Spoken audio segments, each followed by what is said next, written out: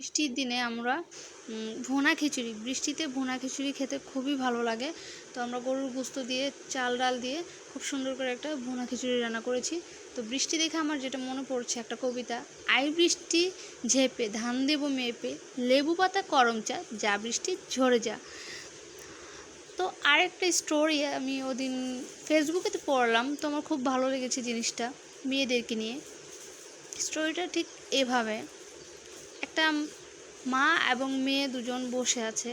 তো মাকে মেয়ে জিজ্ঞেস করতেছে যে মা, মেয়েদের স্বাধীনতা কোথায়?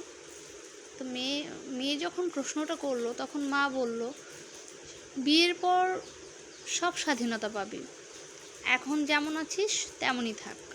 বিয়ের পর যদি স্বামীর সাথে ঘুরতে যেতে ইচ্ছে করে ঘুরবি, খাবি, যা ইচ্ছে তাই করবি, কিন্তু এখন কিছুই না। মেয়েটার যখন বিয়ে হয়ে গেল তখন মেয়েটা তার স্বামীকে জিজ্ঞেস করলো, আচ্ছা মেয়েদের স্বাধীনতা কোথায়? তখন তার স্বামী বলল, আগে যা করেছো করেছো, এখন আর কিছু হবে না, এখন বাচ্চা কাচ্চা বড় করো।